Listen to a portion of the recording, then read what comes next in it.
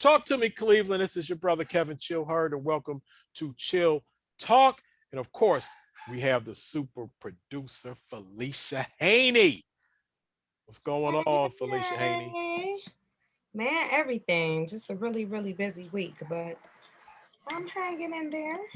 Okay, and I was before you got in, I was telling the people earlier that man, it's been a crazy like 2 days. Yesterday, I was on with Josh Maria Cribbs on Cribbs in the CLE. Um, Man, they was like mad cool. Of course, Kent State, both Kent Staters, they met at Kent State uh, at the Black United Students Renaissance Ball. So that was slick. But we talked, and they said they want to come on Chill Talk. We exchanged information, so we need to set them up with a date to come on and talk to us on Chill Talk. So that's what's up All with that. right. And today I was over and I had a conversation with a brother who was not taking the vaccine, and we sat down on camera and we talked about it. Man, that's wait till y'all see that one. That one. Whoa! I'll talk about that one later. That was deep. That was we got it in, and it was interesting. Uh, Also, yeah, but mostly, those 2 days, Josh Maria Cribbs, and both things. I'll let people know when that is out. I believe they said next week. Cribbs in the CLE will be on 1943, and but I'll let the people know when that is coming on. So All right. it was Cool. So okay. then, what are your thoughts on this Biden saying that the civil service workers who are working in federal buildings will is this is going to become mandatory for them to get vaccinated? You know what? I'm gonna have to check into a little bit more about that. I saw uh, Yamiche Alcindor, our girl, Mm-hmm. first dropped that information. I was on my way to somewhere. I think I was on my way to a meeting with Mark Batson, and I saw her drop it on. I don't know if it was on Twitter or Instagram when it first broke. So, you know, I'm gonna have to check in on that before I comment on it to get actually the full information and the context. And if that's, I mean, can you tell me exactly what he said was going to happen for sure, or basically the information Um, he gave? no, I can't say verbatim. I can't even say I read the article. Yeah, no, but I, we I definitely just know have the it's gist. it's gonna get checked out and it's gonna get talked about. So we'll get it Right. in some form of fashion. But man, yeah, it was great. Did we do trivia yesterday? Yes, did trivia yesterday. I started out as a party of one. Okay. So my trivia name was Public Enemy Number One, WON, Okay. because I was Nice. gonna win. We'll win. And also because when I walked in, there was uh Gabe, the trivia host, was saying, Felicia, your car is being towed. Oh snap. But my car wasn't being towed. Ryan's team had named themselves Felicia, your car is being towed. Wow. Our man Sugar Booger and Chef Natalie. Yes. So they had like a huge team yesterday, and I guess he felt like if I walked in and heard that it would send me running off, and that would give me some time to miss out on the question. Okay. Did did Ryan's team win? Ryan's team did not win. They came in second place, And our team won? and our team won. Yeah. Man, who do we have on our team? So, like I was saying, it started off as just me, and then I ended up letting our old friend turned turncoat, the one we ended up kicking out, uh, aka Andrew Parker. Drew, you let Drew back. I let Drew come in on the team since I was out there solo, and then I was joined by Adam Banks. Okay, we finally Adam, and Adam he had Banks showed up. a friend in town visiting who's also very scholarly, so that may have helped as well. And our man Scott, who is our new Utz Chips Right, the chips guy. sponsor. Right. So he joined the team, and then another brother named Harold. So So you took the corner of the bar brothers, the philosophy brothers holding down the philosophical discourse at the corner of the bar. You brought them out to play the I game. reeled them in. It wasn't really hard to do because it was so hot inside yesterday. I mean, the temperature, it was no AC on inside of the bar, and it was pretty hot. And that together with the smoke from the kitchen, it wasn't a hard sell. So they came out and met me, and we did our thing. We did a good All job. right, all right. Well, I want to tell everybody, if you're watching the show, share the show. We have great guests on today. Uh, but you see the information. If you want to make a donation to Chill Talk, you see the information on there as well at the Cash App. But before we bring in our first guest, because I told them 8:20, um, it was something. Oh, we gave away hats and backpacks. We gave away some at the G Cuff event. I brought, you guys had things to give away at G Cuff, And we have some more. We do have some more Space Jam items. we giving them I away today. Yeah, I have to Okay. go get them. Okay. All right. But I yeah, mean, I have so to make a run downstairs to get them, but yes, I so do some have. people who won from last week picked up their stuff. Yes. Our brother Adam Morgan got his backpack. And what's the sister's name? What's the sister's name? Well, she got a hat. Oh, Carmen Reese. Carmen Reese fell Yeah, through, picked up her hat, and then we gave away a hat and a backpack at the G Cuff screening. we Man, that did. was a that was Deborah a good movie. Dabbs ends up winning that one. So that was cool. So we did give away some stuff for the free, as we always do. So Free. Shout out to all of our and winners. we might give away some more stuff today. Felicia said we'll have some stuff today. So stay tuned, share the show, and let's get it in. All right, you ready to bring in our first guest? Because we have two different slots going on today. Yes. Is that you, Felicia? All right, here we Mm-hmm. go. That was me. We're bringing I was in. entering the chats. All right, let's see if we get that sister in. Man, that sister look familiar too, by the way. But can you? How you doing, sister? I'm doing well. Are you saying we all look alike? Is that what you're saying, Captain? I'm just saying, the Black Queens have that royalty look, and you like, bam, recognize that look. But Yeah, can you introduce yourself? sure. My name is Samia Bray, and I am a co-facilitator of Black Environmental Leaders Association. Hello, Miss Felicia. Hey, It's been a Samia. while. It's been a while. Let me tell you, every time I see this sister, she is on the rise. She like one of those people like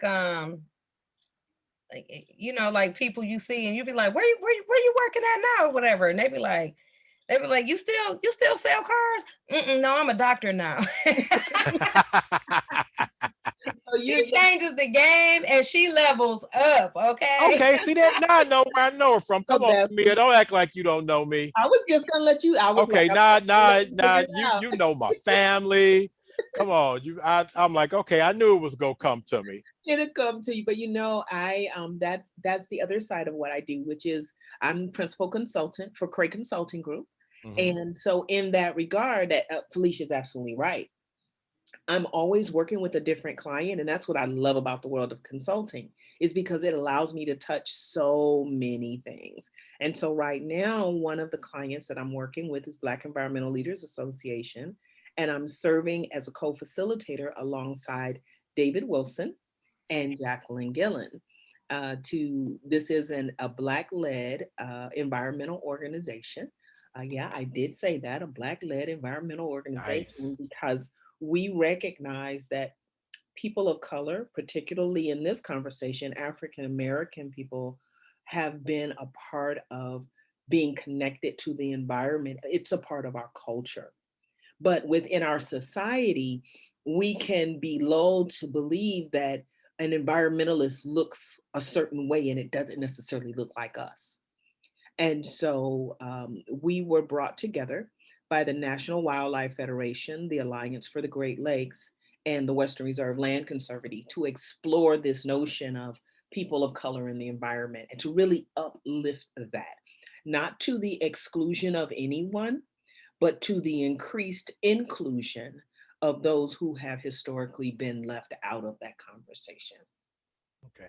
Now, when I talk to Meredith, who Yes. I thank, always big ups to my sister Meredith for always coming through with the good stuff, the positive energy, the good connections. You know, we support her, we depend on her, and we do everything we can to help her. She brought some of your efforts to my attention, and Okay. I know that you guys are working on, I guess she described it, or it was sent to me as dealing with various lands throughout Cleveland, uh, to honor people who need to be honored. I don't want to misrepresent what you're saying, because I know for sure about what you guys are talking about doing at Imperial.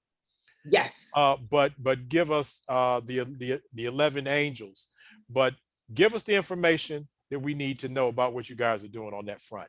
Sure, absolutely. So, what Meredith is talking about is one of the initiatives, and there are many that we're working on, and it's called Black Landscapes Matter. And so, what we wanted to do is we're actually going across the state of Ohio, but this next one is a special Cleveland edition. And so, we've been in Toledo, we've been in Cincinnati, and we'll be going to Youngstown, Warren as well. And so, I'm sorry, we've been in Columbus, and we'll be going to Toledo, Warren, and Youngstown. But this next one is actually going to be in Cleveland.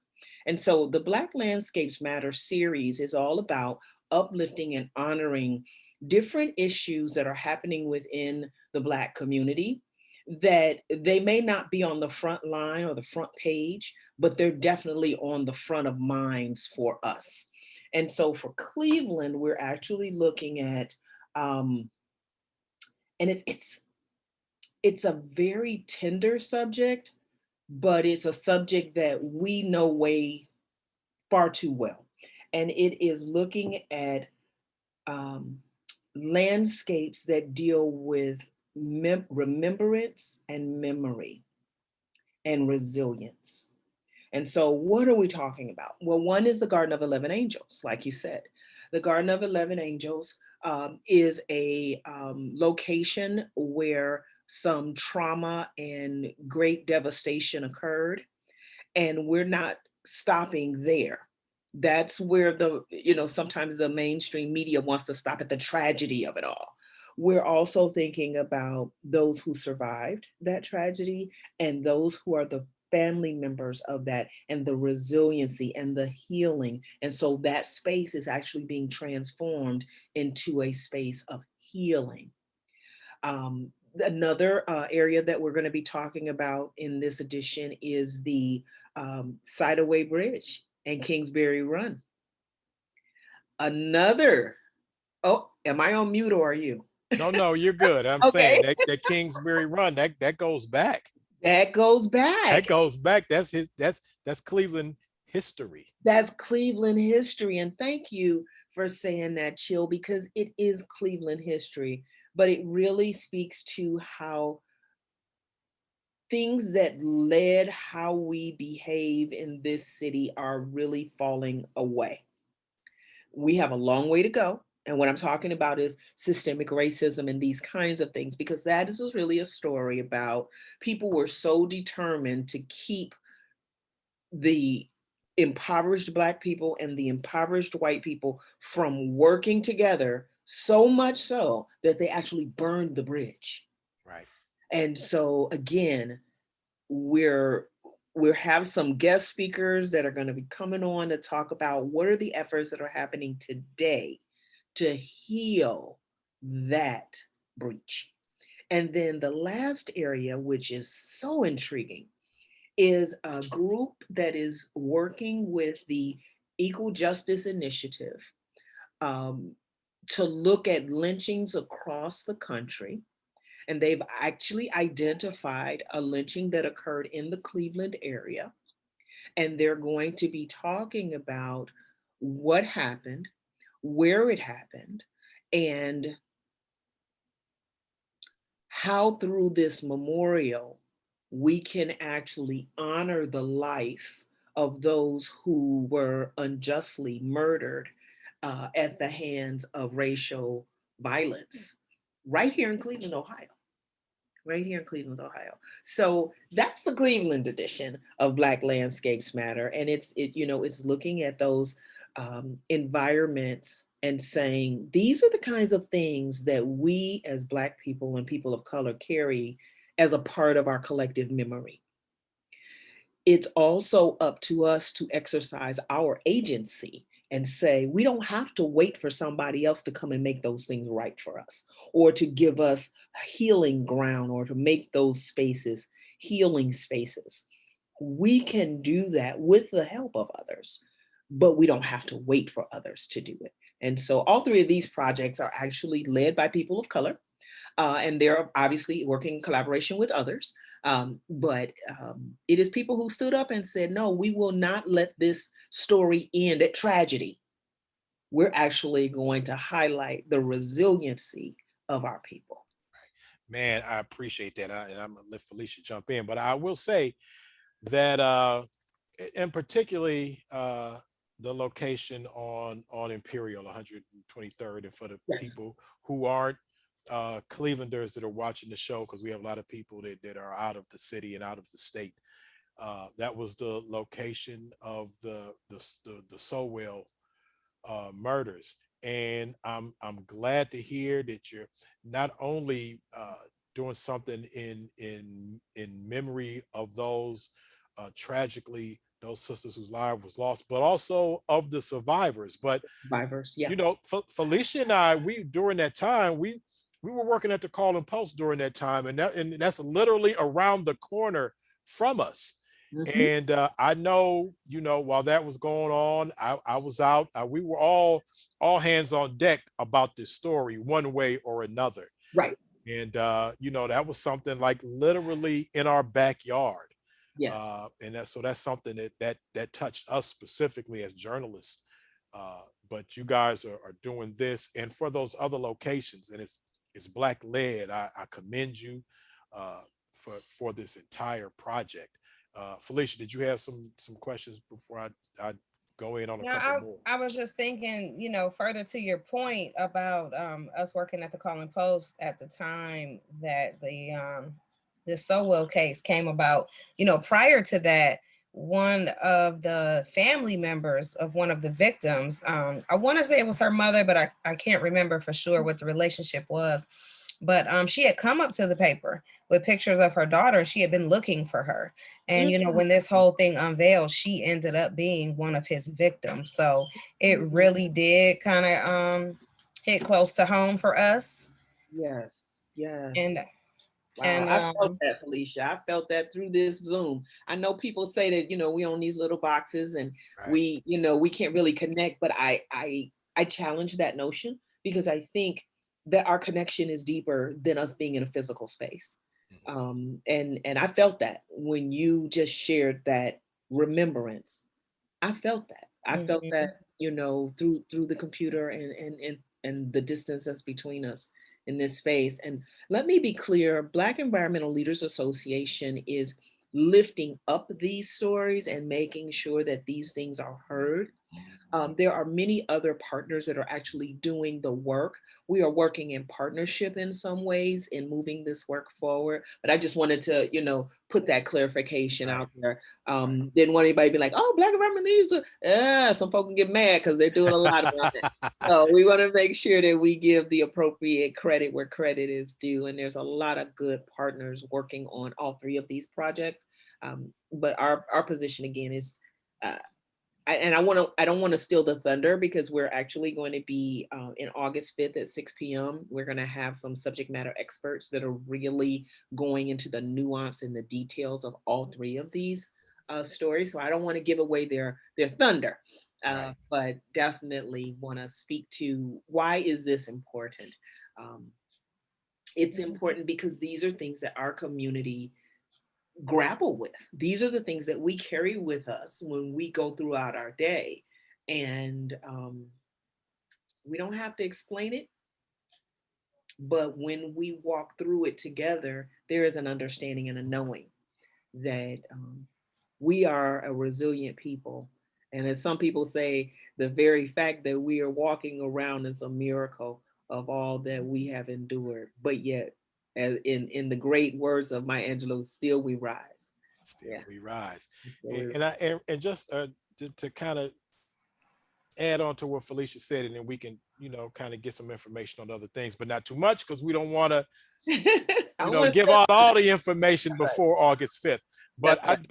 I do want to also add that I remember I was there at the home of the family of the first victim identified, Mhm. interviewing them while the news broke on the television that they had identified a second victim. And I was at the home of the family of the first victim when that news broke, and we stopped what we were talking about and we were glued to the television, and I'm right there with them, and the family, they cried for the second victim found, and Yes. it touched them deeply, and it was a moment that I would never forget as a journalist, Yeah. to actually be in the home of the first family of the first victim identified, only to have breaking news that they identified the second victim.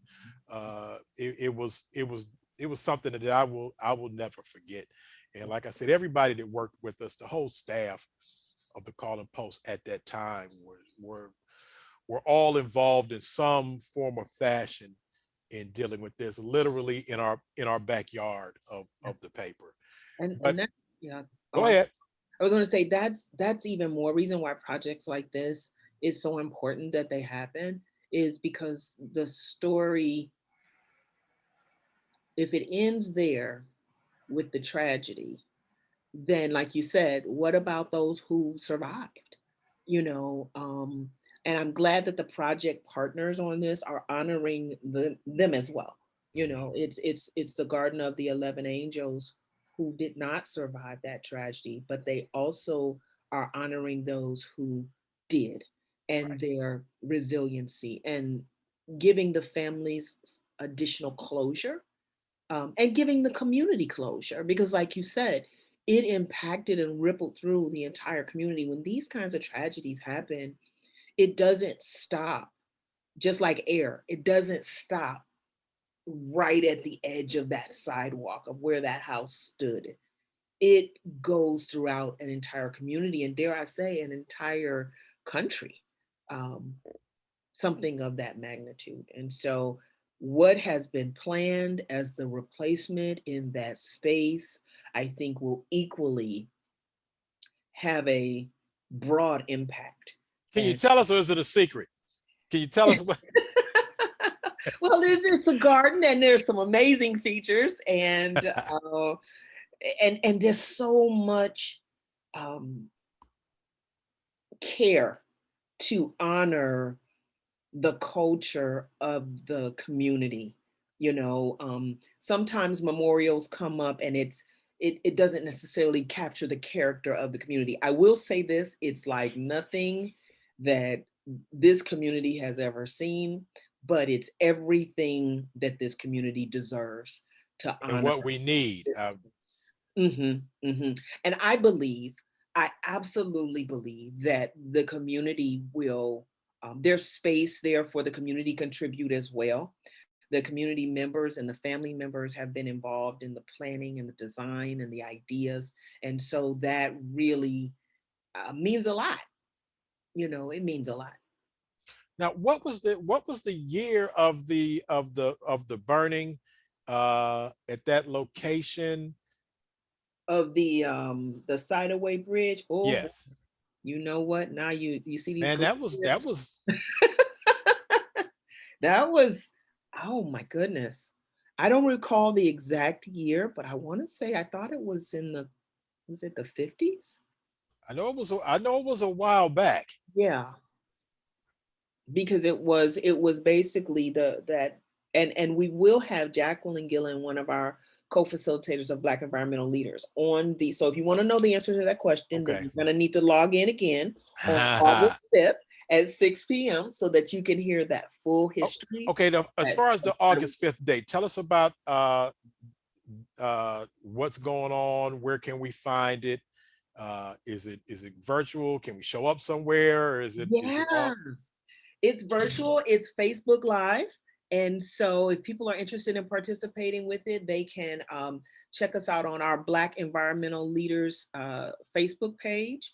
And we'll also be sending it out through various partners. We'll make sure you have it as well Okay, so that you please. can share it with your partners.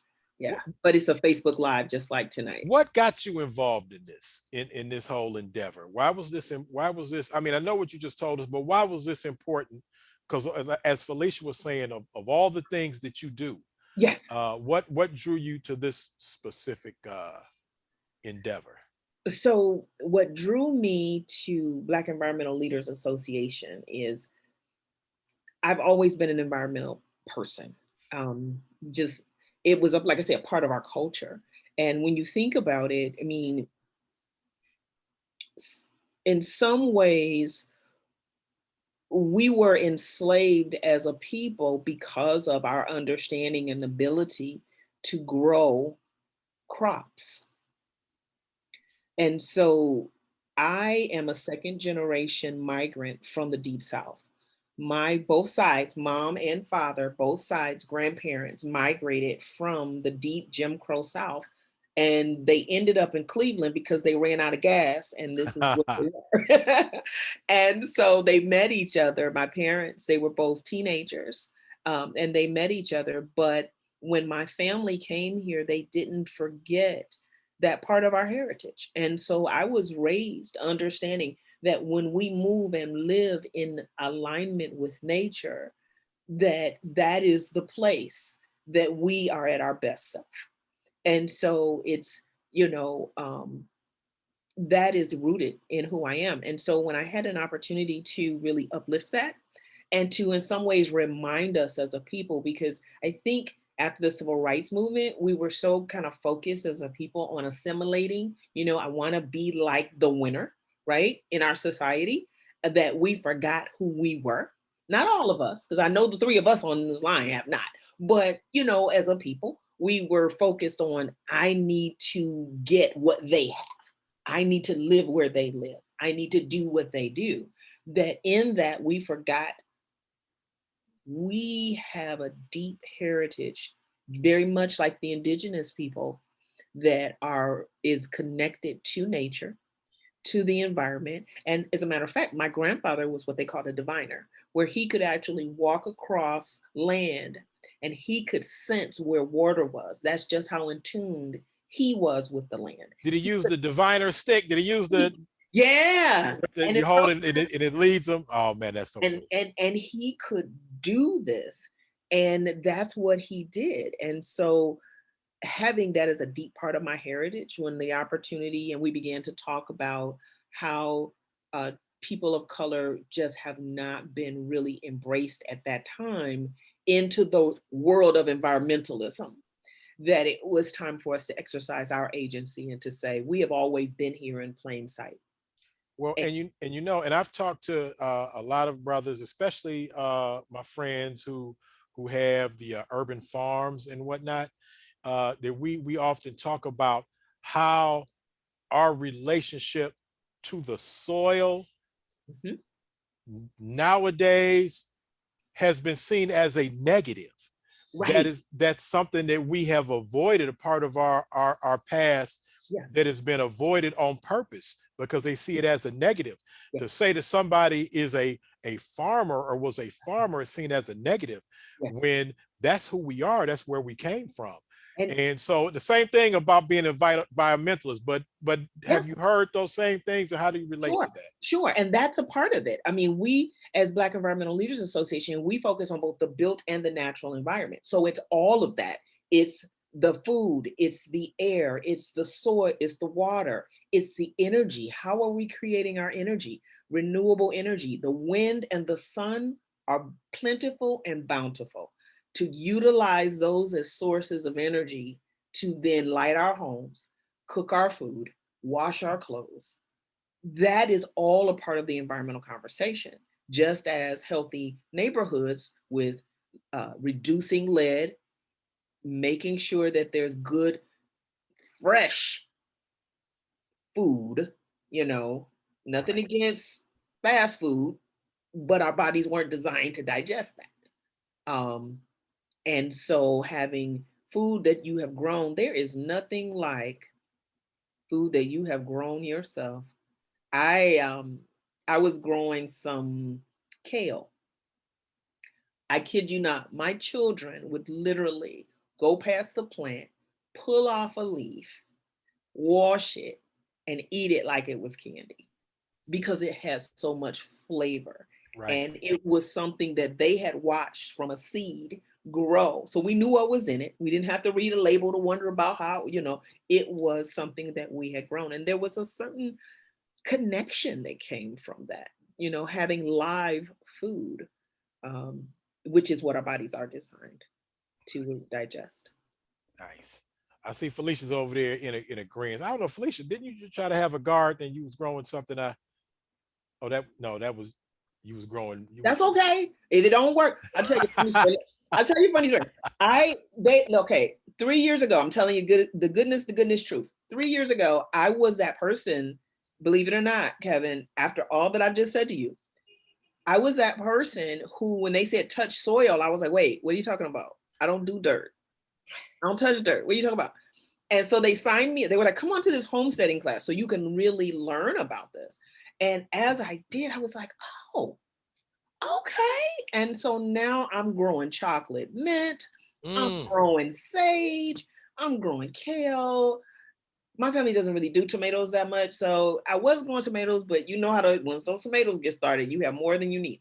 right. And I am just, I'm actually thinking about writing another book. I'm thinking about calling it "If More People Pull Crabgrass, There'd Be Less Hate in the World." Ha. And and the reason being is during COVID, my garden and the homesteading that I was doing, that helped me keep my sanity during that time when we couldn't go anywhere. Mhm. Because I was out there and I kept saying, who keeps planting all this crabgrass that keeps showing up? But the plants Felicia, I saw you do this. The plants that I planted, some of them didn't make it, but that doggone crabgrass, it kept making a debut, and I'm going, wait a minute now, what's going on here? So you know, Yeah, I'm not afraid of dirt.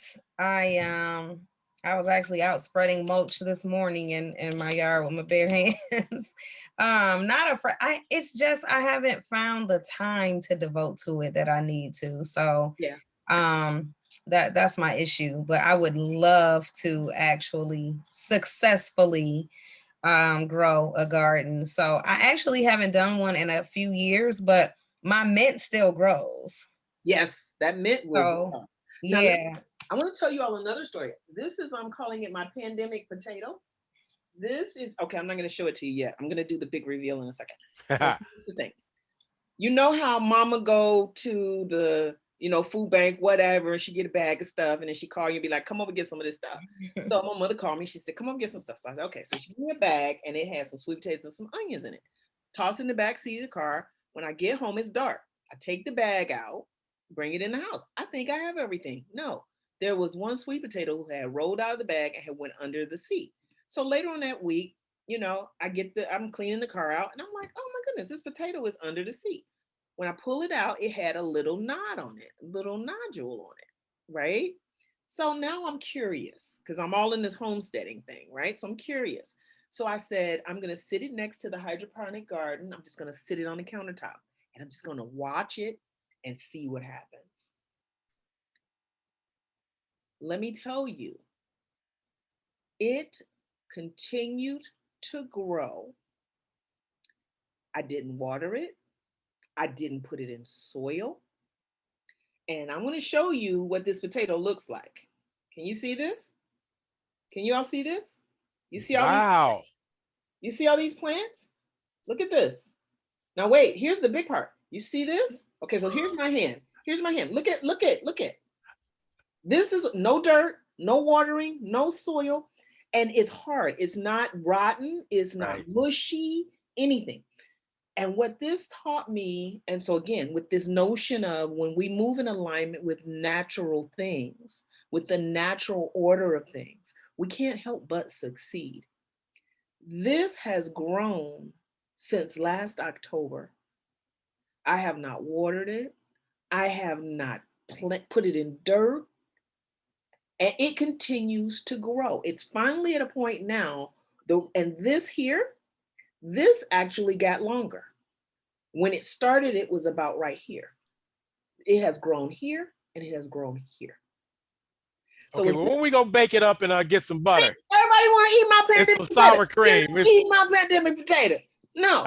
So, but the point that I wanted to make is that sometimes in life we feel like we got to do it all in order for it to survive or for it to get better. And what that potato showed me was that there are some things in this lifetime that they're going to succeed whether we have something to do with it or not. And it's up to us to be observant enough that we can actually get in alignment with those things. And when we get in alignment with those things, amazing things happen. And all three of these projects are demonstrations of that. It's been a long time coming. The Sideaway Bridge, it's been a long time. People have been talking about it, saying somebody should do something about it. And it just kept going. It just kept going. The Garden of 11 Angels, funding happened, maybe not, maybe not. They just kept going. That is the resiliency that nature shows us every single day. Right. And I think the thing is that you guys, as we get caught up in the gardening in the traditional sense. You guys are not just putting things in the ground, you're building things on top of the ground. Yes. In honor of a lot of things that we need to be reminded about, that sometimes we may forget, that we need not forget. So again, I commend all of the groups. I won't just shout you out because I don't want to get you in trouble with the rest of it. She's not the only one. Her group's not the only one doing it. All the groups that are involved, yeah. I commend you guys for doing that. Tremendous partners. And each one of those projects, if your listeners are so inclined, they can Google Garden of 11 Angels and it will highlight and show them, the partners and kind of the overview of what it is. But again, we really want to just lift up that Black landscapes matter, that people of color are part of the environmental movement, and that we are here to stay. We've always been here. And I think a friend of mine, she told me a story that speaks really deeply to me, and perhaps it'll be inspirational to you. She said, if you could imagine that you were on a canoe and you're going down a stream, and as you looked on the bank, you saw everything that you needed along the way. And that the way the stream was going, it was moving at such a pace that when you got to that thing which you needed, all you would do is reach out, get it, and you'd continue along your journey. And then you'd reach out again later for something else, and you'd continue along your journey. She said, now, some people will see what they need and they'll jump out of the boat and they sliding on the rocks, cracking their knee, knocking over their head and miss it and getting all wet and dirty, all kind of stuff. can't get back in the boat, all kind of things. And she said, but if we could learn to actually move through this life with peace and ease, we would find that we achieve so much more than we ever thought imaginable. But again, we have been socialized to believe that if it ain't rough, hard, or as my one pastor used to say, bitter pills and tough nails, if it's not bitter pills and tough nails, then it's not worth it. There are bitter pills and there are tough nails in this life. Please don't mishear me. But what I am saying is that there's enough of it coming at us that we don't have to manufacture it for ourselves, that we can move through acknowledging that those things exist while simultaneously moving with peace and ease. And we find, very much like Bruce Lee said, we can move like water. She dropped a Bruce Lee on Yeah, us. you know about Bruce Lee. Oh, you know I do. Moving like water. Really, Yes. really quick. How were the people of those areas, the community members, the people actually in those neighborhoods where Yeah. you guys are doing it? What was the reception of what you guys were doing? And as you started to do it, how were they involved? Were they accepting of it? Were they skeptical? Because sometimes we say we're gonna come and build some stuff, and it take a long time for it to ever get there. Time, yeah. And so all of those things. I mean, the Garden of 11 Angels. The groundbreaking just happened about a week or so ago, and that had been a conversation that's gone on for, well, since the tragedy occurred. So that's been over a decade that conversation has been happening, and the community members have been saying, when is something good going to happen at that site? And my understanding is that involvement has been there since day one. And so again, I applaud those partners for making sure that those voices were heard in the conversation. With the Sideaway Bridge, you already know. You in the neighborhood, you in the community, you already know. People, they ain't gonna never do nothing with that. This opportunity corridor is coming through here, and they still didn't do anything with that. But one of our presenters on August 5th is actually working on some things that look like they could actually come to fruition. So I say stay tuned on that. And then as far as the Remembrance Project, that one was really deep for me because, I will say this. The definition of lynching, according to the Equal Justice Initiative, isn't just, not that it's a just, that somebody has a rope around their neck and they're hanging from a tree. It is any act of racial violence perpetrated upon a person um, based on their race. And so in the particular lynching that happened in the Cleveland area, they're actually going to, talk through what happened and look at how through that memorial they can honor the life of somebody who was forgotten, but suffered a great tragedy and deserves to be honored Okay. and Well, remembered. we appreciate you. Felicia, I know you're saying that there's some people that the other guests are in the waiting room, but I don't see them in this waiting room. Are they in the waiting room of the They just sent me a message saying that they've been in. Well, they sent the message about 10 minutes they're ago. not they're So not in this one. Did they give the second one, the correct one? I sent the link that you sent from earlier. The one that you just used to get on here. I don't know. I just went to my email and clicked on the first one I saw. Okay. All right. So Well, I didn't know it was a more than one yeah. Well, link. anyway, we appreciate this sister coming on and sharing this information with her. And I know uh that because she's in the case, she's involved. I don't know about those other people. I'm sure they're good people, but I They know that we have you on the case, good. and we're looking forward to this happening. So Yeah, yeah, we appreciate you for coming on the show. Tell Meredith, thank you. I know she's watching as well. yes. And we have to get you back on. Absolutely. You know what, Kevin? Anytime, chill, anytime, Felicia, anytime. You all call me, I'm here. All right. Well, we love you. We appreciate you. All right. Love you. Keep up the good work. Peace. Thank you. All All right. Thank right. you. All right, Felicia. Now we have to figure out because I do not see them in this. I don't see them in here. Uh, so I did send initially. I sent one and it had the wrong time.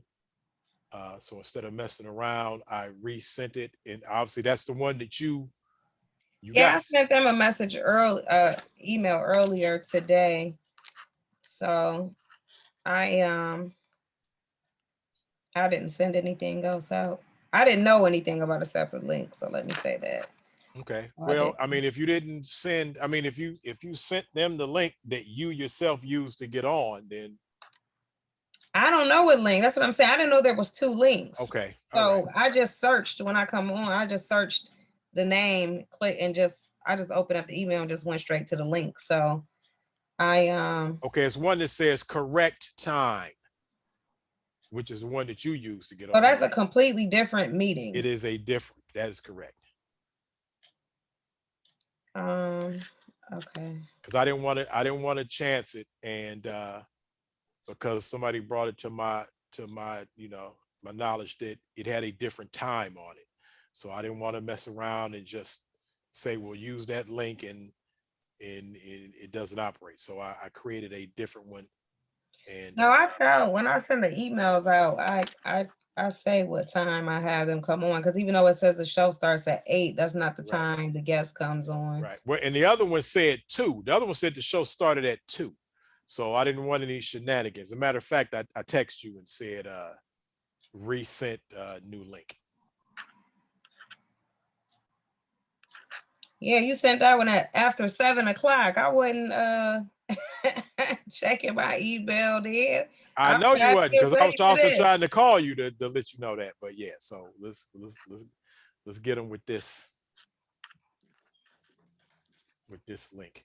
And while we are doing that, again, big ups to all the people that won. I know we have some people that's on right now. I know we have Carmen in the building, and I don't know if she is wearing uh, her hat. Now, she got a hat, right? I'm sure that's what she got. The Black Widow, the Marvel uh, MC universe, the Marvel Comics universe, the very much sought after Black Widow hats. As a matter of fact, I still have one here. I mean, it's promised to somebody, but just to let you guys see how cool these hats are. So it's this, and it has the stuff on the side. It's a good quality hat. Man, this hat is banging. This hat is banging. So yeah, I don't know if we have any of these left. We gave these away last week. I know Carmen got one and she took a picture. We're gonna get the picture that she took up with her hat on and the picture that Adam Morgan. So we got two Adams now. We got Adam Banks and we have Adam Morgan. So we have two, even though I don't know if Adam Banks watches the show. He ought to, but so yeah. Oh, and Tyrone Walker.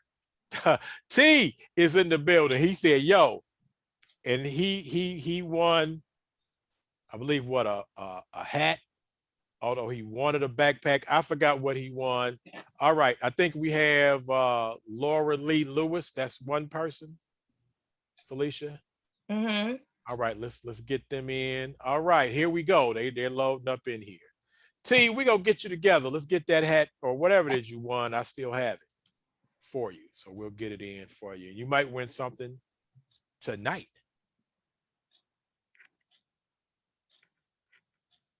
All right, we have these two sisters here in the building. Let's see if we can get one is muted and the other one we're waiting for connection. All right, so if both of these sisters can unmute, if we can get Tisha to unmute, Oh, there we go. hi. All right, Hello. Hi. Good evening, everyone. How are you? We doing and well. I'll speak for myself. I was gonna say we're doing well. Right, right. All is well. Thank you guys for joining us. Sorry about the technical difficulties. That's But we have you okay. here with us now, so thanks for joining us. Glad to Uh-huh. have you guys in the building. And what's going on? I want to give a shout out to Gwen Jackson, who's also watching us. She's won things from watching the show. But how is everyone? Okay, let me get this straight right now. First of all, let's get Ricky unmuted. Can you Tap unmute you? Can you tap your screen, Rick, and hit unmute. Okay. Okay, well, hold There on. We you have go. one more person. All right. Is it and this is okay, hold on. We have is this his brother coming in here? Yes. All right. So now, okay, I'll wait till he gets his all right, now he has to unmute as well. Mhm.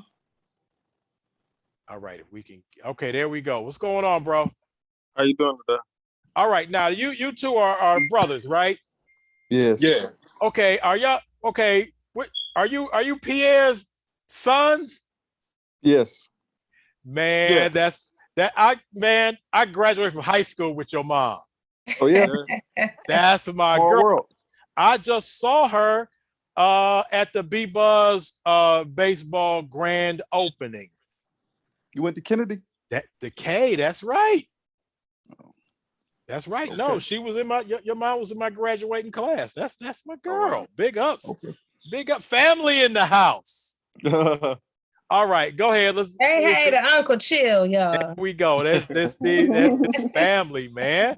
So Felicia, let us know who we have, how we came about getting these guests. So, Miss Turner, who's on here, Hello. hi. Do you prefer Tish or Tisha or? You can call me Tish. Okay.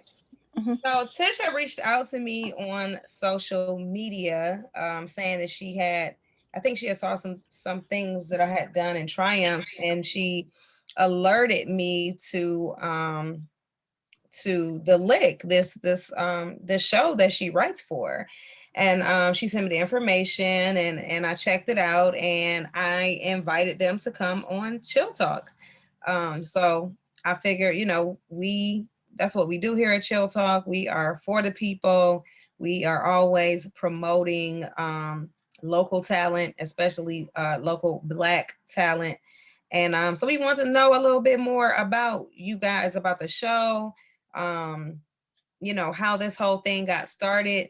And so we went on ahead and set this up for today. So thank you guys for joining us. No problem. Thank you for having us. Thank you. Oh, absolutely. So Tish, if maybe you could introduce each person, your cast members, and yourself first, to say what your title is, and then introduce each person that you decided to bring here with you today. Okay, sure, I'll do that. So my name is Tisha Turner. I'm a registered nurse by trade. And Ricky Walker and I originally created the Lick. We were so, and he writes for it and directs it as well. And his brother Jakar is one of the actors on the series, and Laura is a family friend, and she's one of the actresses. So I think in 2018 we started this. Ricky had done some film work and decided that he had an interest in this, and so he wanted to do something, but it didn't quite come to fruition. So I said, you know what, don't wait for anybody else. Let's write and see what we come up with. So we created this series and we wrote it in 30 minutes. And he was like, you know what? This is really good. So he reached out to his brothers, his family, and everybody. I was shocked because everybody was like, you know what? This is good. We see the potential in this. Let's get going. And we've been blessed since it's been going. It seems like everybody we put in it has been A1. And I didn't know his brother Jay was like, he models and does stuff on his own, but he's a phenomenal actor. Phenomenal. So tell us a little bit more about the concept.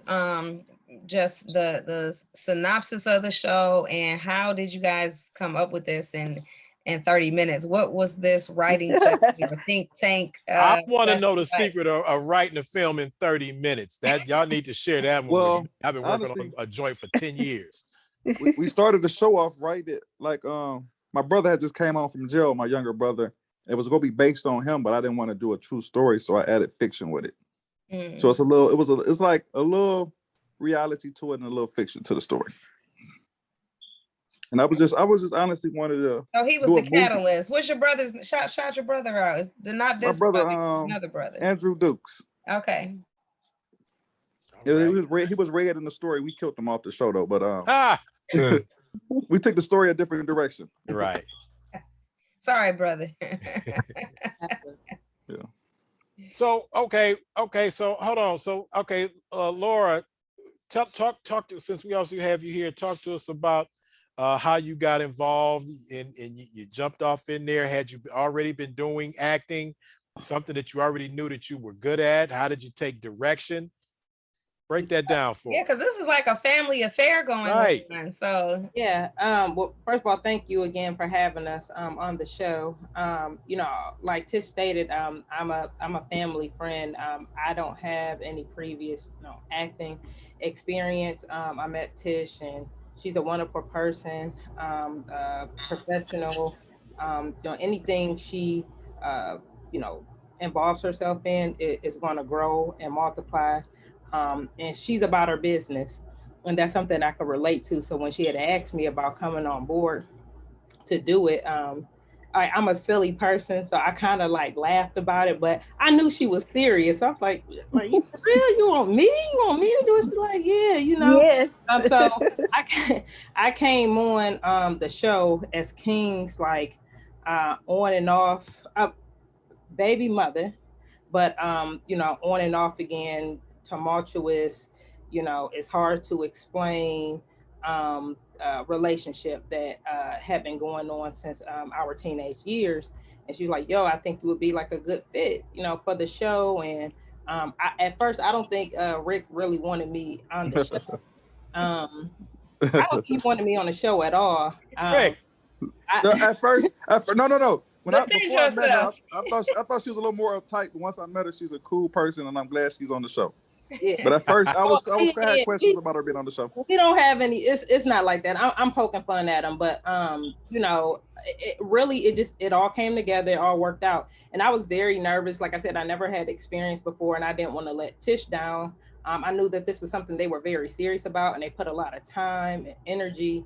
Blood, sweat, and tears into, and I wanted to do a good job. And when I came on and I did my first episode of my first scene, it was a little nerve-wracking, but I actually had fun. I'm like, yo, like this is dope. When I started to learn, she did a good job. She did. Thank you. Well, they brought me on. I liked it, and I can get behind what they're doing with the show. And I'm behind it 100%, as I stated. And I wanted to see it continue to grow. When I started learning more about Rick's background, the Tish background, and some of the people that were involved, from directing to writing to production, and then like you said, local talents who wanted to be involved in the show and became involved in the show. I was like, yo, like this is colossal. And I want to be a part of it. I definitely want to see it grow. So, here we are. Well, and again, I want to tell the people that are watching right now, we're talking about a new show based in Cleveland, starring Clevelanders, created by very talented Clevelanders, The Lick, that they can see on YouTube, correct? Is it where specifically they have to go? Up the Way TV on YouTube. Yeah. Okay. Say that again. So you go to Up the Way TV on YouTube. We told our viewers last week to watch this so that they would be familiar when you guys came on this week. So we did put some information out there, but I'm sure we've got some folks watching who maybe weren't here last week and didn't catch it. So can you guys just kind of give a synopsis about the show? And I want to hear from the other Walker brother. How'd he get in? How did I'm gonna let him set Ricky, his side there. did Ricky want him in the show? He was actually the first person I called. Okay, you on mute, bro. Go ahead. You gotta unmute. He's on mute. Yeah. All right. Okay. Yeah, he had no choice for real. I hit him with some strong threats. Is that the story you going with, Rick? That's the story. Now I called him because me and him do everything together. Like a lot of business we did. He one of my closest brothers out of the brothers. So whatever we do, we always stuck together, me and him. So he was the first one up to be on. Okay, and before you get a whole breakdown, I got to know how you got your mom in the show, because when I was watching it and I saw Pierre walk out, I'm like, oh, hold on, wait, I stopped. I'm like, okay. Then I said, okay, Walker. Okay. I see how this is going down. But so how'd you get mom in the show? Honestly, it started off all family because I know I can bank on family. Once I put my family in and the show started taking off, other people started reaching out to me. So I knew I can bank on them. They was gonna be on time to record. I couldn't really bank on other people. Okay. So once the show started picking up, everybody came. My mom, she was as soon as I told her about it, me and my brother asked her to come on. She was support. My mother always was supporter, so she came on to support. And she wanted to come back on, but I think I'm gonna have to leave her alone for a little bit. Hey, Felicia and I, we debuted in a film. It's not out yet, but you know, when we got Felicia involved, she like had a list of demands and things that she needed on the set, and I was like, first of all, that was not my first film, so I don't understand how they didn't get my writer beforehand. But oh my goodness! But we worked it out and we made our debut. I'm just saying, you know, it's sometimes, you know, they want demands that you don't even know about at first. Yeah, I know how it is. Yeah. So you got to break down the show. So for right. the people that are watching, of course, we're encouraging people to go and actually watch the series, but just give kind of a breakdown of the characters. We know it's based loosely on your younger brother's real life story, but what is King's story? Well, King, I kind of shifted the story to Gunna. Gunna is like my brother, not on the show now, Jakar, he's the main character. Mm-hmm. So me and him on the show was once friends, but it's like the show is called Money, Greed, and Power. And he's the greed on the show, and I'm the power. He's the greed. He got greedy. He wanted to do his own thing. So he kind of backstabbed me in the episode, and we've been not seeing eye to eye since. Yeah. My character don't like authority. Yeah, he liked to do what he wanted to do. Yeah. And is that why he was perfect for the role? It was perfect, yes, because that fit him in real life. Basically, I kind of wrote it for him. That's how he is in real life, a little cutthroat. So with that being said, I actually wanted to jump back to Tish and Laura and ask, with Laura never having an acting background, Tish, what made you choose her for this role? And Laura, what made you say yes? Well, we were looking for a female counterpart to King. And I said, you're gonna need someone that is just as savvy as you are. Just the right personality, the right fit. And I have, like I said, so we're family friends, and I'm like, this could be Laura. Laura can do this role. So when I contacted her, I was like, hey, Laura, what you doing? And she was like, nothing much. And I was like, you want to be on the show? And she was like, what? So I explained the role to her and explained to her, what her character was. And she got it right away. So she came, we did the episode, and everybody loved her. She ended up being a good fit. It's just, I don't know if there's other hands on this or not, but it seems like everybody that we choose to be a part of it, and even the people that come to us, it's just been right, and we've just been moving in the upward direction, because none of us had any, except for Experience. Jay, experience. Like I said, I'm a nurse, I'm a mom, I write, but I've never written anything like this. So it was more like a hobby that I had forgot about. And so you could see the progression from the first episode to now, and it's just really grown, and it's just getting popular in the city, and we're giving a lot of people opportunity to showcase what they can do, their music, their acting, whatever they bring to the set through the show. I was going to ask about the music actually, because I noticed that it seemed very intentional. Can you guys talk about that? How you chose the music? Well, the music first started off. I had a friend I was gonna do the show with, and he had music, and I thought his music fit the show. Like he had a lot of tracks that fit the show, and I used his music. Then once the show started getting bigger, other people wanted to put their music on there, so I keep it like Cleveland, so people can kind of promote themselves. I'm promoting, they're promoting, and I keep the music basically. Like, it gotta fit the scene though. I can't, like I tell people that I can't just take any song and put it on the episode, long as it fit the show. And I kind of keep it Cleveland for right now. Let people showcase their music on there. Okay, well, and now that you guys are up and running and have it up and on where people can see it, have they been have new actors, have new cats making beats, making music? Have they been hitting you up like, Oh yeah, yo, dude, I can act, I can play a gangster, or I can play a lover, or whatever? Have they been hitting you up for roles for new joints? Yeah, I can say what everybody want to play. Yeah, the people that's in here know, like when we first started, we couldn't get nobody to really come on the show. Now we getting kind of big people in the city now on the show. Now everybody love me. Mm-hmm. Yeah. Yep, absolutely. That's why I really appreciate everybody that started with me, but that believed in me. Now, like a lot of people is coming, the doors are starting to open for us a little bit. Now I saw it's called a series, and I saw the first episode. Like, how many you already have the whole series shot? Are you still working on it? We got 2 seasons now. Okay, wow. Yep. Okay, well, why did I only see the first show? It's a whole season out that I didn't see. So yeah, like the first show wasn't even all that good. That was a practice run. We was just practicing, and we honestly wasn't even serious. People end up liking it and kept asking what we gonna do next. Yeah, we were just where we was gonna go. It shocked me. Yeah, and it just kind of blew up off the one episode, and we was just honestly wasn't even being serious. Then by say episode 3, we started taking it serious.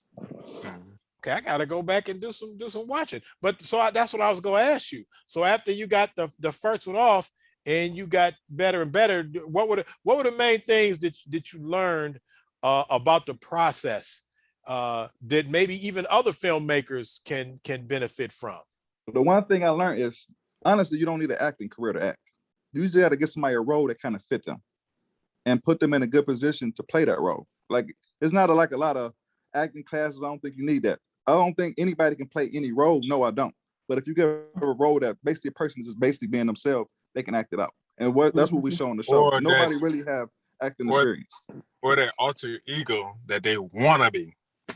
Right. Yeah, I definitely agree with that. I definitely agree with his point, because it's easy to go. It's easier. I don't want to say it's easy. It's easier to go on camera if you can be yourself. We have a script, but if you're saying these words, which are your true words or your own emotions, it'll come across authentic. And so even though we're playing characters, it's a part of us in all of these characters as well. So I think that's what really helped. I think that's what really helped the production of this particular show. Yeah, have you all created your own backstories for these characters? How you see them? I mean, maybe later down the line we will, but that's something maybe we will do.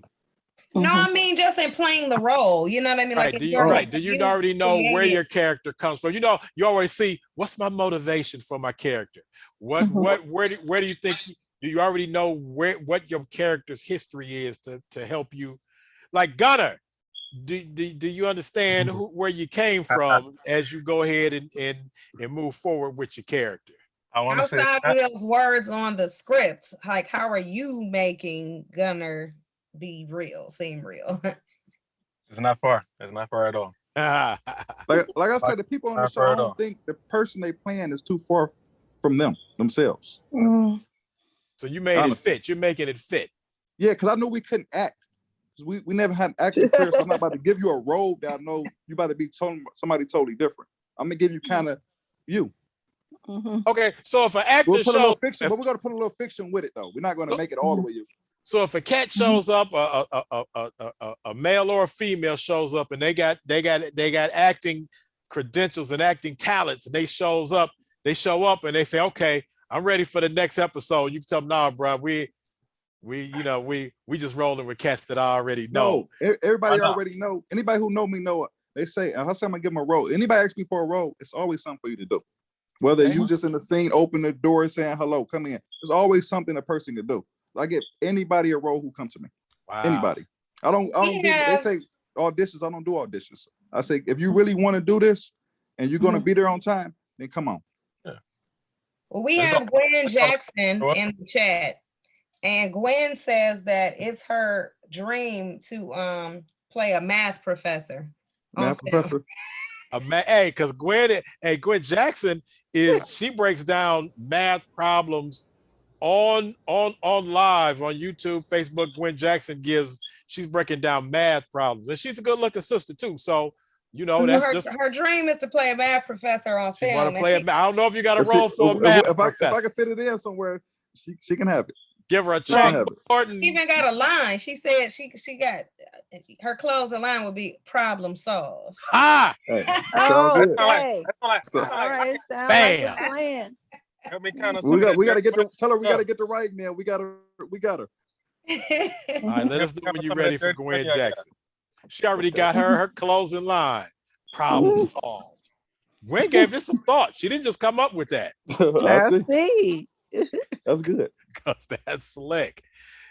You guys are 2 seasons in. Kudos to you, by the way. That is awesome. So just to be able to take a vision that you have and really create it on your own instead of waiting for someone to come, kind of drop an opportunity in your lap. I think that's awesome. So again, kudos to you for that. But where do you want to see this show go? Like, are you just having fun with it and saying? So I'm honestly moving forward. I'm gonna try and get the show on Prime. I'm gonna have a camera and everything more official. We're gonna try and go to Prime. We're trying to come off YouTube. I think it's time to make some money now. Time to make some money and make the show go a little bigger. We want to stick to what we're doing. We just are you gonna have to spend money to make some more money? You got to spend some money on some new equipment. We don't put enough money in it.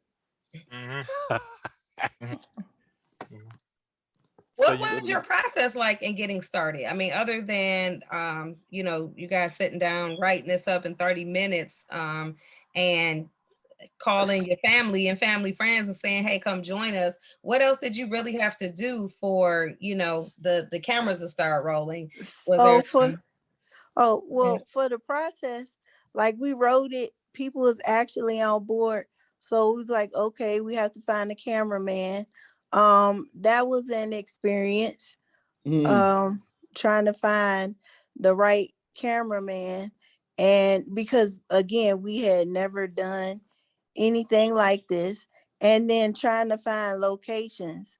But it was a true growth process because now it's not hard for us to do everything kind of comes to us now, like locations, the camera. Like everybody always call me that's on the show and they push me. They say, hey, let's record. I got a spot we can use, and they help me write too. When they tell me we got like a bar or any location to use, I go to writing and we go to work. So it's starting to get easy now. First it was very hard. Now it's starting to get easy. Okay, now it's all coming back to me. Y'all was at the Kappa compound. What's that? The bar that you were using. Kappa. Is that? Am I thinking of the right film? Kings and Queens. Is that Warrensville? Is that in Warrensville? Oh no. Okay, hold on. Different film. Different film. Springs, that part in Warrensville. That was Mike. I also saw a Mike Berry film. That he used the compound. My fault. Okay. But yeah, no. But yeah, so do you, when somebody says, hey, I got this location, I have this bar, do you go scout it out, or you just grab the camera, say, let's go, let's do it? I said let's go, because whatever we write, once we get there, we kind of scratch the script sometimes, because we kind of know what the last episode picked. We kind of know our characters now, so it's really easy acting. And when I go to the bar, we just go there and people embrace us and we knock it out. Do you get free drinks from the bar? I wish we did. We ain't doing it like that. We gotta pay. And I'll tell them that too. We go buy some drinks when we get there to make them want us to come and film. Yeah. Okay, that's what's up. That's what's up. So y'all ain't filmed down at Mr. Max? I filmed at Mr. Max like 3 times. Okay, all right. I always keep it in my area a little bit too, but I'm trying to grow bigger than that. All right, because I know that's the area.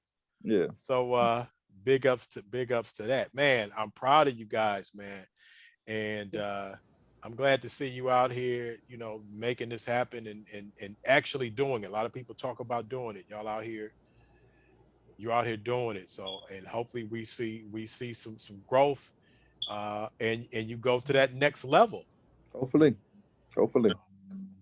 That's what's up. Anything else, Felicia? Well, tell me, are you guys working on anything else? Have you, now that you've tried your acting chops and, filming this series, you have anything else coming down the pipe? We got a dope movie script. We just being patient with it. We go establish our show, the web series, The Lick, first. We got a movie we go do. How long did it take you? Give us any details? Yeah. This'll be trust me, this'll be a dope movie. This'll be a comedy. This'll be a good movie. Okay. It'll be a good movie. I don't want to say too much, but this'll be a real good movie from the beginning to the end. Mm-hmm. How long did it take you to come up on the I'm sorry, how long did it take you to come up on the title?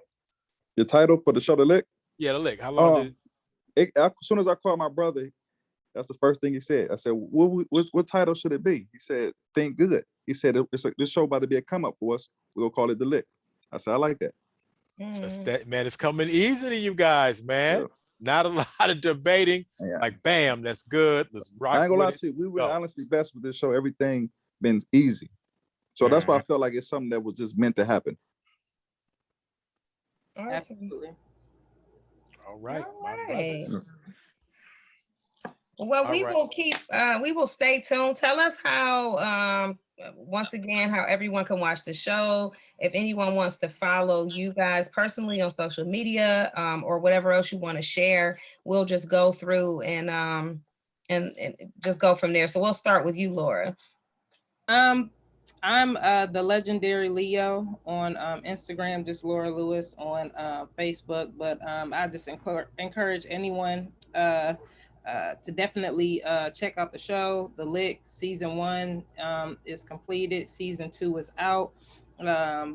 We have some really good episodes, and as we stated throughout this evening, some local talent coming on, and I think it's a good look for the city.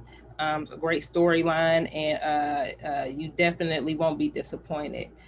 So definitely check us out on Instagram as well. And check out the YouTube channel. If you just do a general search, just put in The Lick Cleveland, and make sure you subscribe and tell everybody about it. All right. Tish. Yes. So you can follow me on Instagram at Miss Mommy 78. The link is in my bio. The Lick also has their own Instagram page at The Lick _216. There's a link tree in all of our bios so you can get to the show. You can also go on YouTube and search, like Laura said, at The Lick, search The Lick Cleveland, or you can put in Up the Way TV. Don't forget to subscribe. And thank you. Right. All right, Ricky. You can follow me on Instagram at Ben100. What about you? Our YouTube channel was Up the Way TV, and our Hey, you gotta run that back one more time. My fault. I'm sorry. Yeah, he was rolling through that one. You can follow me on Instagram at Ben100WBU, and our YouTube channel is Up the Way TV, and we have a Instagram page called the_216. Nice. Gunna. You can catch me on Instagram at Gunna_216. And we also are definitely looking for new talent. So check out some of those posts we got up. We're definitely looking for new faces of Cleveland. Join us. Right. So Gwen, you already know if you're trying to get in as the math teacher, she said she don't know about her acting, but her algebra skills are on point. Okay. What's going on? All right. So, yeah. I was typing all of those things in the chat as you guys were talking so that everyone can, and I have also followed you all on Instagram as well, but I did type them into the chat so everyone can go and check out the link and be on the lookout for all the new things you got coming. Thank you. Thank you for having us. Hey, appreciate it was y'all. Nice to meet you both. Appreciate you all being on. I'm gonna go call my mama now and tell her that we was on the show. Tell Pierre I said what's you up. Met MC Phil. Tell Pierre I said what's up. All right, appreciate y'all. All right, y'all. Peace. All right, have a good one. Ladies. Okay, bye. Here. All right, Felicia, as they're unloading out of here, also I want to give a shout out to my boy Louis. Lou is in the building. Amani Zaire, Bobby Dancy. Hey, thanks for everybody tuning in. It's still not too late to share the show. Hold it. I'm gonna run and get the t-shirts too. Okay, we're about to give away some stuff. Okay, T, get ready. Gwen, we're about to give away some more stuff. AP, man, my brother AP is in the building. Louis Lowe, Amani, Bobby, we up, man. We always give away dope stuff. I believe she has some Space Jam. I'm on movies about Jordan, and this is LeBron. We're about to give away some stuff from Space Jam. The new, what's it called? I have the hat here, the new Legacy. So I have a hat, but I already promised this Space Jam hat to my brother Jay the Gospel Kid. So we're gonna give something else away. T, you loading up on stuff. Gwen, it's been a while since you won some stuff, so you do. All right, so let's see. You said, did I get a hat? Gwen, I don't think you won a hat for the and these hats, Gwen, these hats were dope. The Black Widow Marvel hats. Yeah, I don't think you won one of these, Gwen. So I don't know. But I don't know what Felicia has today. Felicia, you can let us know what you have. And then once you tell us what you have, we also need to know how much the stuff is gonna cost the people. We are all out of posters. We had some really nice, cool posters, but I gave them away at Stony, who's been on the show before. New author, radio host. She hosted a field day with a bunch of kids over the weekend, and I attended, and I did give out posters to the winners of the kickball game. So unfortunately, we don't have any more posters to put on your wall, but we got these cool buttons. Space Jam buttons. You want to decorate, your jacket or thought I had pulled one of these, or a hat. We got the hats. They look good on a hat. You be out here looking like Simi and Akeem and Coming to America. Get your buttons on. Got some stickers. Kids love stickers. So do I. I put them on my computer, actually. I will show y'all, but I'm using it at the moment. So we also have, that Space Jam is available on HBO Max, but it's also in theaters. So if you have not yet seen it, or you have seen it and you just want to go see it again, or you want to take someone, bam, got a movie pass, couple movie passes for you guys. This is for each one. It's for 2 admissions. So we got passes to go see the movie and Wow. Space Jam t-shirt. Right? Adam, you still in Oh. the game, Adam? You want that shirt, bro. I don't know if Adam's still in here. So how are we gonna give this away as we close out? So are you gonna give a big pack, like the shirt, buttons, stickers, and the hat? How you doing? And I can give away a little package deal now. I can give away I don't have enough hats. I might have to just do one hat. Or if somebody gets like, you know, if you want to do like grand prize, I can do a t-shirt, hat, pack of buttons, a pass. You be rolling up in that movie looking like Hey, and I have to tell you guys, because I saw the film at home on HBO Max, but I also saw it in the theater. And for one, just to be back in the theater again is a cool experience. And what theater is that shown in, Felicia? The same one? No, I think you can use it so it's actually a Fandango pass. So you can use this at any movie theater that is showing the film. You want to go to the one where the seats recline and they all cushiony. Yeah. You can. So this is worth $30. So let's say, so it's basically like 2 admissions. So you would use this you can buy your ticket online, use the code, and you and a friend can go see the movie. So the ticket itself is $30. Is about $30. Yeah. Plus all of the things, the shirts we given, buttons, stickers. How much is it going to cost for a Chill Talk winner to be? How much is it going to be for them? Well, this week, add it up. We Gwen. She can add it up in algebraic.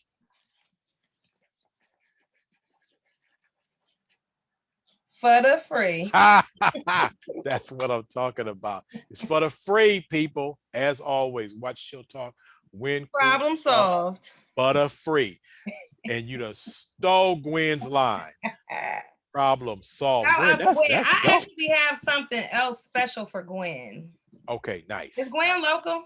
Yes.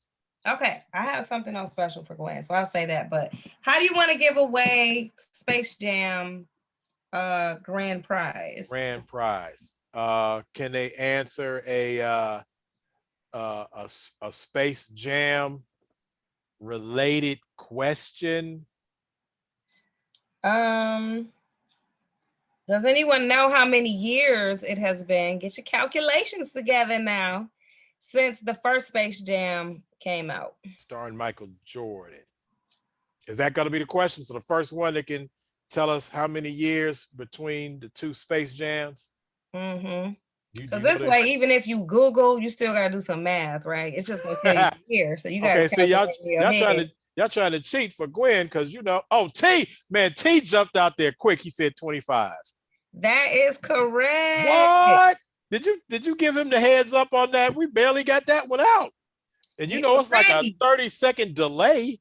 He was ready. Gwen chimed in with 20, but unfortunately that is incorrect. That is not the right answer. 25 is it.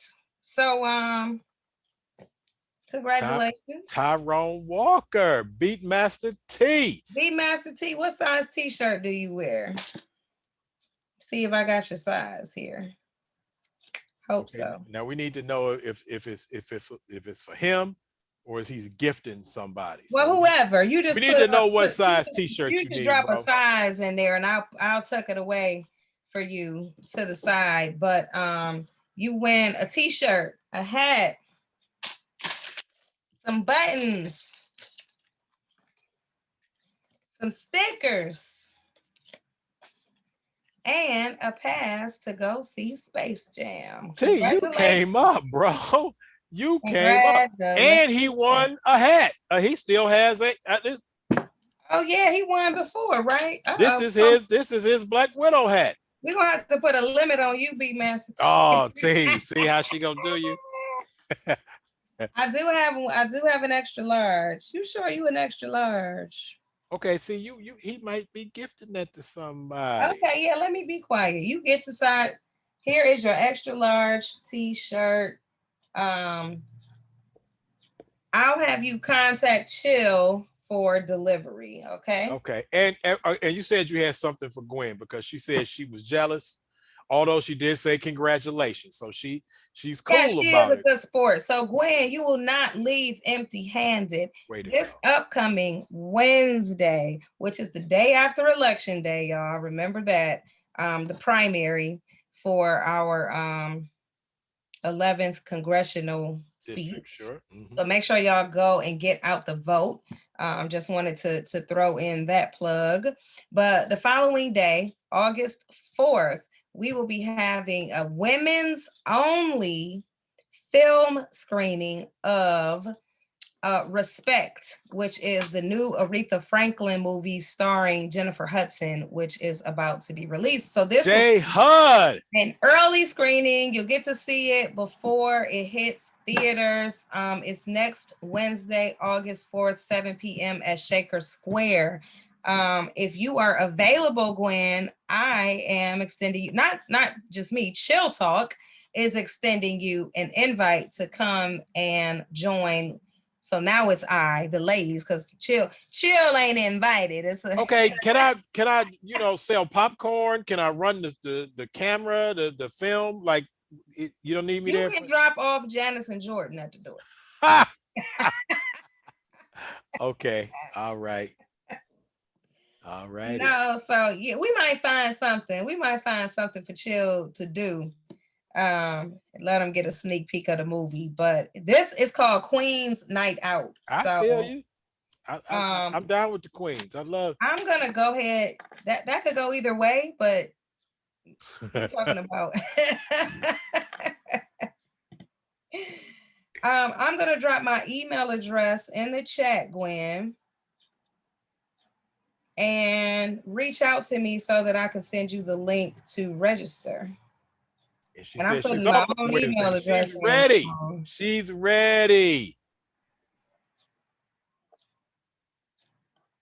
She said, "What time?" Gwen was representing. Oh, she was. Man, Gwen always represents. Gwen done won. I think Gwen won. I think she did. Gwen, did you win a Dana Dane shirt or a Queen and Slam or both? Oh, okay. Nah, see. Your mama chill. Man, if you tell my mama she can't come see this movie, woo. Oh, she there. We gonna have a seat with her name on it, okay? Okay, but not like the seat that they had your name on it at the Space Jam. That somebody else was sitting in. That somebody else was sitting in.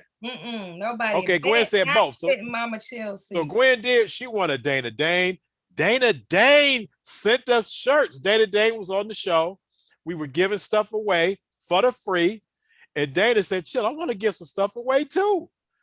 And Dana said, I'm gonna send you 6 shirts or 7 shirts or something like that. I said, "Dang, don't tell my audience, because you're an old school hip hop legend. Don't tell my audience that you're gonna send shirts for us to give away and you don't." He was like, "Chill, my word is bond." About 5 days later, it was a box in front of my house with Dana Dane shirts. And yes, and Gwen did win a Dana Dane shirt. And she said that she also won a Queen and Slim shirt. So, all right. So see, you keep watching Chill Talk.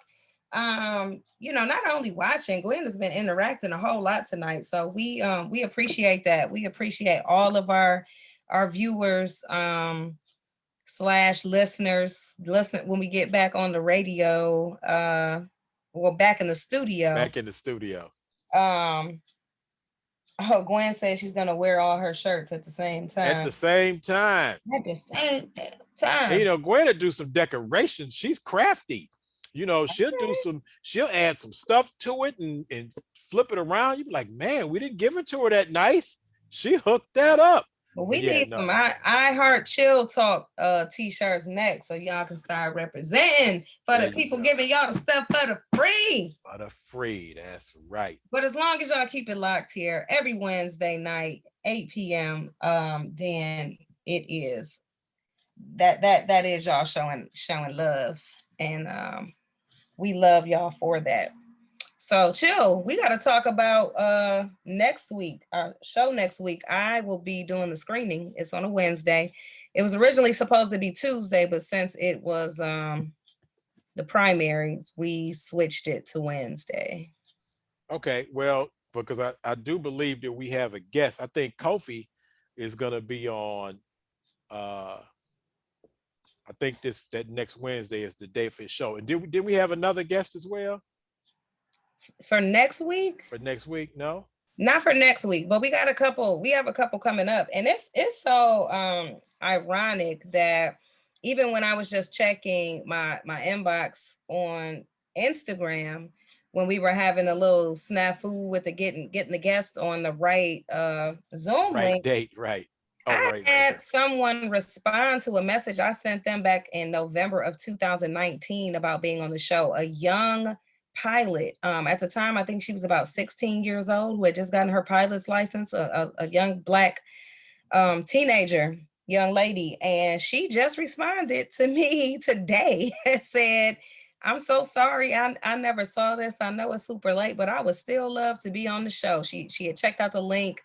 Saw some Chill Talk episodes, and she is down to come on. So we're gonna get her scheduled and on the show. So be on the lookout for that too. Okay, and I do want to remind everybody, if you do want to go back and watch, because we have all the shows, all the Chill Talk shows going back to the beginning.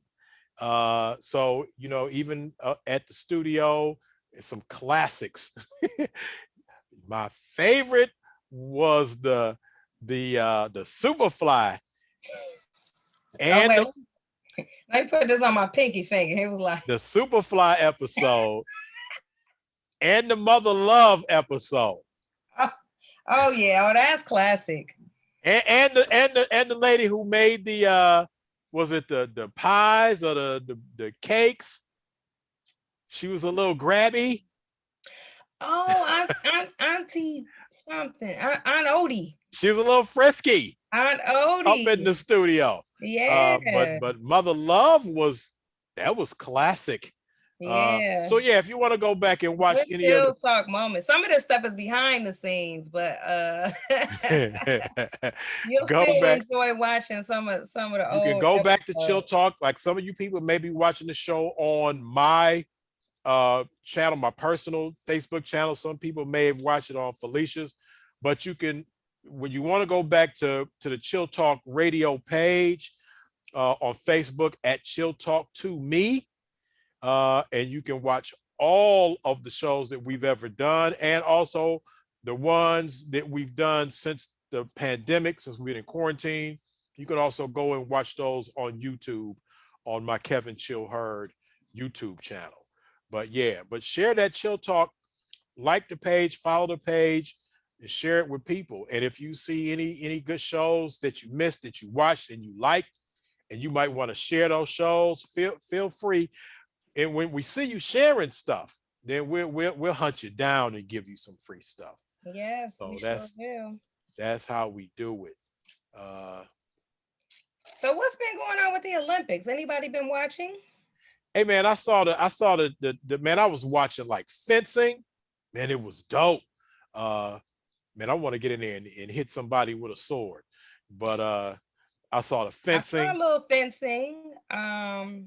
What else did I see? Then I'm sure everyone's up to speed now on the Simone Biles situation. Right. That was a big announcement yesterday with her pulling out of the team competition, but I think she still is going to compete as an individual. So let's continue to cheer her on.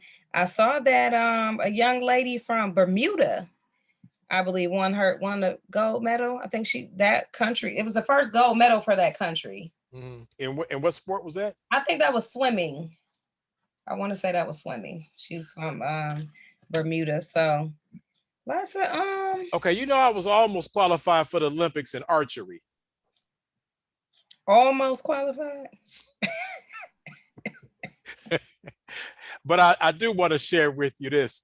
Because me and Jerome, I was the first to audition for the Shy Lights. The first to audition.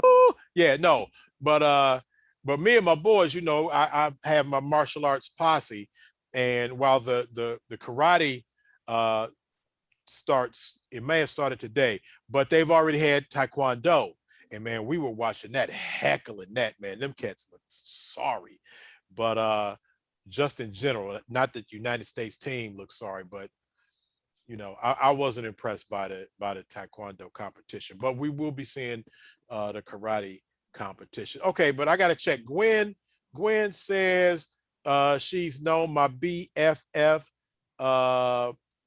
since I was a crazy 16-year-old. Okay, now you know, if you watch the show, if you just generally watch the show, you'll know that LaDosha is my BFF.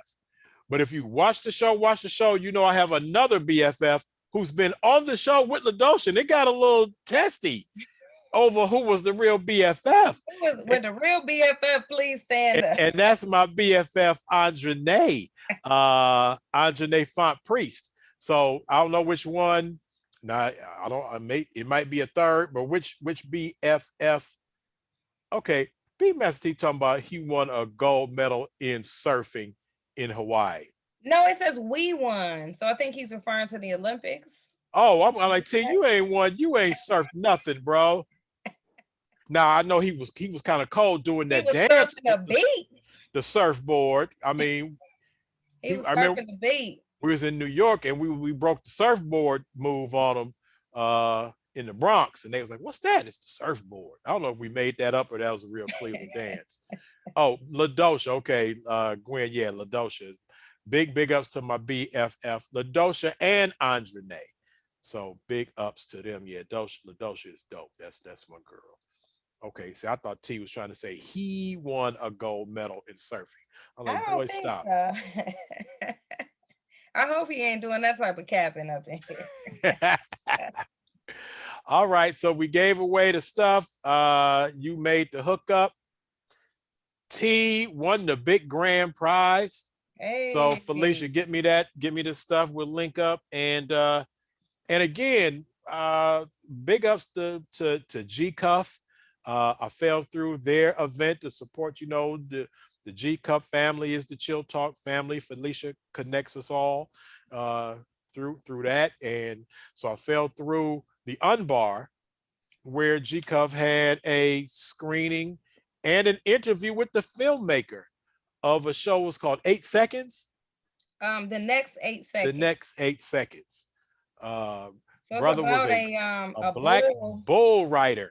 Black bull rider, young guy who's been, you know, pursuing this as his passion. And so I didn't know until I was watching the film that you have to stay on the bull for at least 8 seconds for anything to win any money, to be qualified. You know, in terms, so if you don't stay on for 8 seconds. Did you see the dude bump heads with the bull and was knocked out laying in the dust? Bull tried to step on his head with both feet. Both feet literally came down on the sides. They just missed his head and came down on each side of his head. They actually play it like in slow motion on there. It's crazy. So yeah, if you get a chance, check that out. It's called The Next 8 Seconds. I want to say you won't see me bull ride. That was crazy. Dude got teeth knocked out. His mouth was bleeding. He giving a thumbs up like, "Hey, I did it." He got blood running. Had a scar on his head from like here to went all the way back there. Hey, bro, I'm proud of you for breaking those barriers, but hey, you can have that one.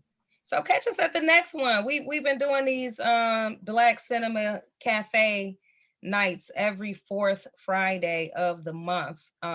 It just started in May, so we've just been doing them this summer, but they're free. You know, again, like we always tell them, Chill, how much do these events cost, and how much do they have to pay to get this stuff on Chill Talk? Hold on, I might have to do some algebra. Let me see. Wait a minute. It's for the free. So another event to come out, enjoy yourself, support Black business every 4th Friday of the month. And I was thinking maybe we might have to get our good brother Frank West back on here. Frank was on our show, I believe in 2019. He was a contestant on The Voice, and we had him on the show in 2019. So Frank is now back in Cleveland after kind of touring the world, and he is going to perform at G Cup, a fundraiser coming up for G Cup August 21st. It's called Catfish, Bourbon, and Blues. Nice. So that should be a really good time. It's at Edwin's 2, which is a new location on Shaker Squares where Fire Restaurant used to be. And this brother can sing, y'all. I mean, Google Frank West. It's Frank with a C, Franc West, like Kanye. And check him out. You can even see where he performed on the Voice, and Jennifer Hudson was his coach. She told yeah, he can sing. Now that particular event is not for the free. It is a fundraiser to help support the film festival, so that, you know, people like me and Chill can continue to do our thing. I don't know if Chill knows. Did you know that we having you for opening night? Chill is gonna be the host for opening night. I found that out while I was at the next 8 seconds, or the late 8 seconds, or whatever it was called. I found out that night. 8 seconds. John and Dab said, "Did Felicia tell you what you're doing?" I'm like, "Not really." "Oh yeah, you're the opening night host for the event." Yeah. So Black Chill is our Black Dynamite. Yes. Well, you know, I mean, Chill is just great at what he does anyway. So that's why we've had him in previous years. But it was a no-brainer to have him do this one, especially being the martial arts guru that he is, and to interview Michael Jai White, who's also a I don't know, we might have to have y'all might need to do a martial arts off. And let me tell you something. We're not gonna be doing it that day. We're not gonna be doing it that day. Man, that's Black Dynamite. Man, that brother saved cream corn from Michael Jackson. I better go watch that episode of Black Dynamite when Michael Jackson killed his brother Shimon, the unknown Shimon, the unknown brother Shimon. And yeah, no, that's one of my favorite Michael Jai White, the him playing the voice, along with Clevelander Kim Whitley. Playing. So be on the lookout for some, that's gonna be dope though. Yeah, so going on. Continue to support us, and we support you. We try to give y'all as much as we can, as often as we can, and yep, that's that. So I don't know if you got anything else, Chill, to close us out. I think that's it. But if anybody sees me, because I got a picture that I was on a bus stop. A big photo on a bus stop, and somebody sucking on a lollipop. Sent my mom. I'm not listening to you. Hold on. Where? Anyway, you know how to get an LL reference. It was too easy. Okay. Sent my mama the picture, and I'm like, okay, but where is this at? So we didn't even know. But no, if you see me on a billboard or a bus stop, take a picture and tell me where it's at. People have been calling me saying that they've seen me on television during the morning programming on Fox 8 and News Channel 5, I believe it is. But let me know. But yeah, next week. I did hear you on the radio again yesterday. I recorded it on my phone. I was listening, so I got it. Nice. That's what's up. So yeah, it'll be more stuff. Like I said, you'll see me on Cribs in the CLE. So Felicia, you don't want us to get Josh Maria Cribs for the week that you're not gonna be here. For next week? I thought you already had a guest. I have one, so no, but we'll see what we can do. I'll talk to you about who we have scheduled, and we'll get Josh and Maria Cribs on here. But yeah, we do have Brother Kofi. Okay, do you have anybody you want to have as your replacement for next week? You got any? Not off the top of my head, but I will let you know for sure. Okay, you got a cousin or nothing you want on there? I done invited them all to the movie. Right. So we'll see what we can do. But Yeah. all right, but it's after 10 o'clock. We're gonna shut this down. I do have somebody for you. It is not a female though. Is it somebody that I know? But I think it will fall in line with the topic. We might give some interesting conversation. His name is Shaka Hasbury. Are you familiar with Shaka? Shaka, the one that introduced me and said that I've been rapping for 80 years. Oh, forgot about that. Oh, never mind. Never mind. No, we can. Let's talk to Shaka. We can bring a ball. We'll see what we can do. All right. So yeah, hopefully we'll have brother Kofi Pie side locked down, part of the Kofi Pie side research team, but it normally is a collaboration of contributors from the Kofi Pie side research team, but he has a book out. This his solo joint. So, we'll talk to Kofi about that. Okay, my mama said 89th at Huff. Oh, I think that's the bus stop, she said. Oh, okay. Me on. Nice. Well, we'll have to ride by and get a photo. Get a photo. All right, guys, we are up out of here. Thanks for tuning in to Chill Talk. Make sure you share the show. If you want to donate, you already know that's in there. And we hopefully we're getting closer and closer to getting back in the studio. Man, we might have to we getting information about when they're letting everybody, because Felicia, I heard nobody. I heard even Sam, Silk, and all those people are doing those shows remote still. Pretty much. You can go into the studio to do some things, but it is pretty much on lockdown. So yeah, I don't know when that's going to be lifted. All right, but stay tuned. But you can always go back and watch a bunch of Chill Talk shows from when we were in the studio, and like I said, I have my favorites, but find yours. Just go and pick one. Go back some, and then you'll see some really. Ben, the mayor of Woodmere Village, was on there beatboxing. That was another good yes, one. he was. But support the show, and we will see you all. Everybody will be at Felicia's thing next week. See if Felicia is gonna give you a ride to the show, because you dropping all of her and her girl. Okay, we'll get everybody in. All right. What time do they have to be at the show, Felicia? 7. I would say come a little early if you can, though. That'll get me time to get it. Okay, everybody can get there, and they can make it happen, and then make sure you save my fam a seat. I would really save them a seat, not like they saved you a seat that the people were sitting in. All right. Oh no, and Gwen brought up a good one. We need to get Gwen on the show to do a problem solved show, because we need our math skills upgraded. Everybody.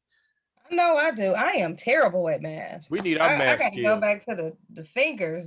And it's a good time to get Gwen now, where she can be, at home, have her board out, because I've seen her on there just breaking it down. So this will be a good time, but prior to us getting back, she can however she breaks it down on the board. I see her, making it happen. So yeah, Gwen, let's talk to. Hey, as you and Felicia exchange information, let's see if we can get Gwen on the show to break down some mathematics, some true mathematics. We got latecomer Johnny Dent coming in here. Johnny Dent shouting out Chill's coat of arms in the back. There you go. Johnny Dent in the building. Johnny Dent, long time. Hoping all is well, sir. We got to check back in with you soon.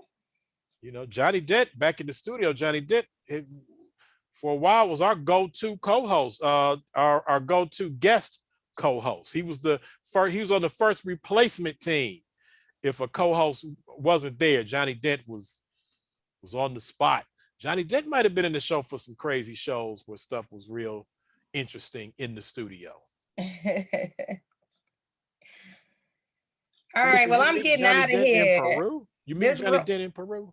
Here y'all go with that. All right, out of here. It's after 8 o'clock. Too much information. This room I'm in has no air conditioning.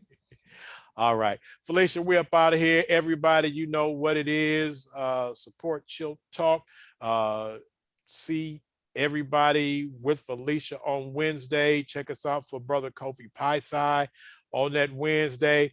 But until then, if it ain't chill talk, it's just some people talking. We up out of here. Peace. We out. Felicia, I will call you after the show. I got some other information for you. All right. Spill the tea. There you go.